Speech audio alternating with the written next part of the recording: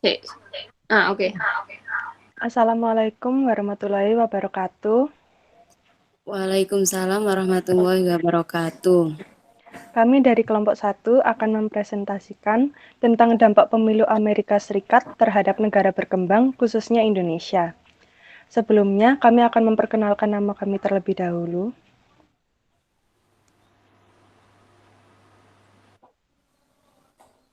Saya Nadia Ramadita Sabila.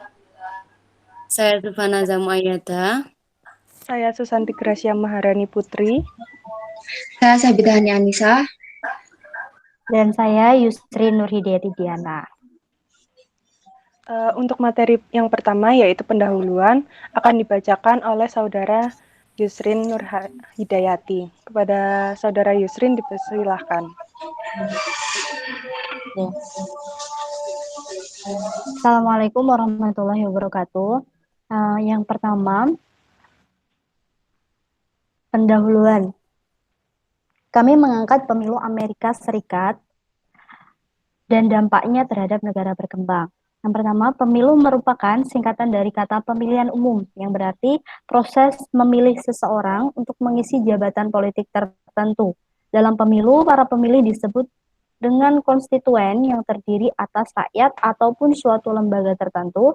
Setelah pemungutan suara selesai, proses penghitungan dimulai. Nah, yang membuat pemilu Amerika Serikat berbeda dengan pemilu yang terjadi di Indonesia, yaitu sistem pemilihannya.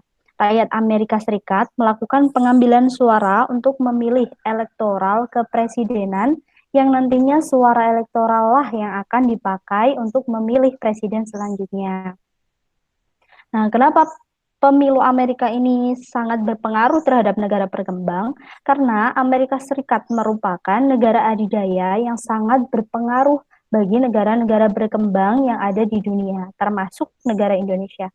Sejak kepemimpinan Presiden Donald Trump, Amerika telah menciptakan beberapa kebijakan luar negeri yang berdampak bagi negara berkembang. Nah, kali ini pemilu Amerika Serikat menyebabkan beberapa kemungkinan perubahan kebijakan.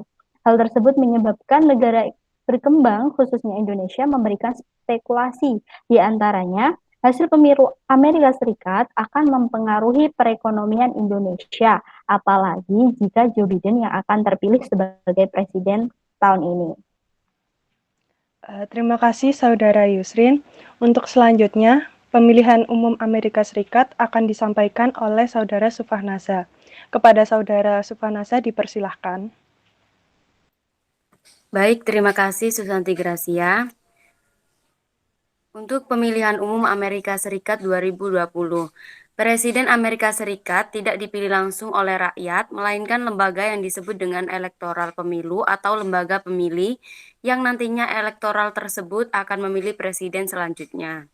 Terdapat dua kandidat pada pemilu presiden Amerika Serikat tahun 2020 yaitu Donald Trump dan Joe Biden. Dalam pemilihan presiden 2020, posisi Joe Biden berada di depan Donald Trump dalam sebagian besar jajak pendapat nasional. Donald Trump merupakan presiden Amerika Serikat sejak 4 tahun terakhir dan sebelum pandemi, Trump memiliki catatan 3 tahun perekonomian yang kuat dan sehat. Namun, banyaknya isu yang terjadi saat ini menyebabkan Trump mulai dianggap tidak melaksanakan tugas dengan baik. Sedangkan Joe Biden, seorang pria berusia 78 tahun yang merupakan mantan wakil presiden Amerika Serikat, Obama, menyebut Joe Biden sebagai wakil presiden terbaik yang pernah dimiliki Amerika Serikat. Debat calon presiden hingga pertarungan antara calon presiden yaitu Joe Biden dan Donald Trump memungkinkan akan adanya perubahan kebijakan. Terima kasih Saudara Sufahnasa. Untuk yang berikutnya adalah hasil pemilihan umum yang akan dijabarkan oleh Saudara Sabita Hani. Kepada Saudara Sabita Hani dipersilahkan. Terima kasih atas waktunya, Susanti Gracia. Untuk hasil pemilihan umum Amerika Serikat, anggota elektoral Amerika Serikat berjumlah 538 orang, yang mana setiap orang dalam lembaga ini memiliki satu hak suara. Jumlah kandidat presiden Amerika Serikat ada 2, maka seorang kandidat presiden dikatakan sebagai pemenang jika meraih suara terbanyak yaitu minimal 270 suara atau lebih. Saat ini, jumlah pemilih Joe Biden berada di posisi lebih unggul dibandingkan dengan Donald Trump. Dengan jumlah pemilu Joe Biden sebanyak 306 orang dan Donald Trump sebanyak 232 orang. Selain unggul dalam perolehan suara elektoral pemilu tersebut, Biden juga mengungguli Trump dengan selisih lebih dari 6 juta suara dalam perhitungan suara secara keseluruhan atau popular vote. Para elektoral akan melakukan pertemuan bulan depan untuk memformalkan perolehan suara. Biden, kandidat dari Partai Demokrat, akan dilantik sebagai presiden pada 20 Januari 2021. Di sisi lain, Trump dan pendukungnya telah mengajukan sejumlah gugatan hukum terkait hasil pemilu. Namun, banyaknya dari gugatan tersebut ditolak. Joe Biden mengatakan pemilu telah selesai setelah Donald Trump menerima bahwa pemindahan kekuasaan ke pemerintahan baru bisa dimulai. Terima kasih Saudara Sabita Hani. Untuk selanjutnya, tentang perubahan kebijakan dan dampak pemilu terhadap negara berkembang akan disampaikan oleh Saudara Nadia Ramadhanita. Kepada Saudara Nadia Ramadhanita, dipersilahkan.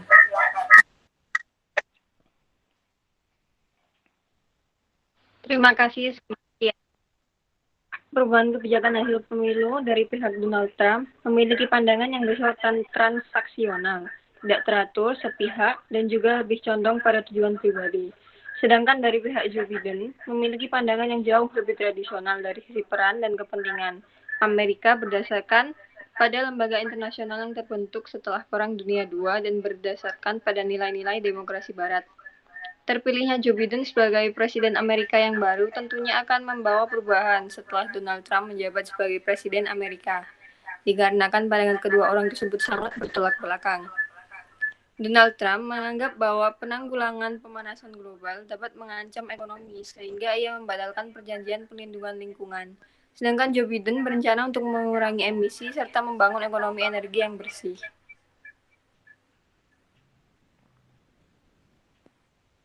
Terpilihnya Joe Biden sebagai Presiden Amerika Serikat yang baru diprediksi akan membawa dampak terhadap negara berkembang seperti Indonesia. Ruang kerjasama bilateral antara negara berkembang dan Amerika menjadi lebih ketat karena kebijakan perdagangan Biden merupakan regional dibandingkan bilateral. Kemenangan Joe Biden akan membawa aliran modal dari Amerika ke negara-negara berkembang.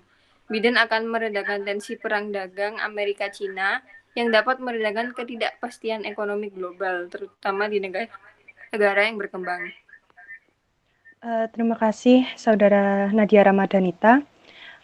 Untuk saya pribadi akan menyampaikan tentang kesimpulan. Pemilu merupakan singkatan dari kata pemilihan umum yang berarti proses memilih seseorang untuk mengisi jabatan politik tertentu, mulai dari presiden atau eksekutif sampai kepala desa. Yang membuat pemilu Amerika Serikat berbeda dengan pemilu yang terjadi di Indonesia, yaitu sistem pemilihannya, yaitu melakukan pengambilan suara untuk memilih elektoral kepresidenan. Presiden Amerika Serikat tidak dipilih langsung oleh rakyat, melainkan lembaga yang disebut dengan elektoral pemilu atau lembaga pemilih yang nantinya elektoral tersebut yang akan memilih presiden selanjutnya. Terdapat dua kandidat pada pemilu Amerika Serikat 2020, yaitu Donald Trump dan Joe Biden.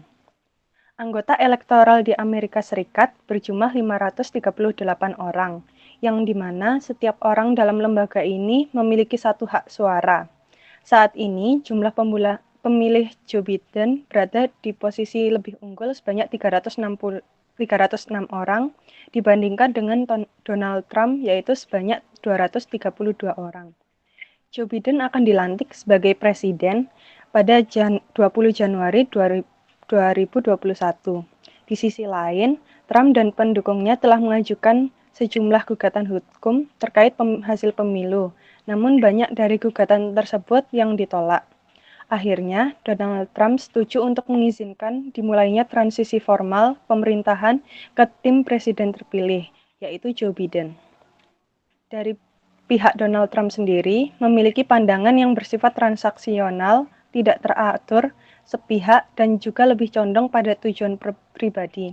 Sedangkan dari pihak Joe Biden memiliki pandangan yang jauh lebih tradisional dari sisi peran dan kepentingan Amerika Serikat berdasarkan pada lembaga internasional yang terbentuk setelah Perang Dunia II dan pada nilai-nilai demokrasi Barat. Terpilihnya Joe Biden sebagai Presiden Amerika Serikat yang baru diprediksi akan membawa dampak terhadap negara berkembang seperti Indonesia. Ruang kerjasama bilateral antar negara berkembang dan Amerika menjadi lebih ketat karena kebijakan perdagangan Biden merupakan regional dibandingkan bilateral. Sekian presentasi dari kelompok kami, kurang lebihnya kami mohon maaf. Wassalamualaikum warahmatullahi wabarakatuh. Waalaikumsalam Assalamualaikum warahmatullahi wabarakatuh.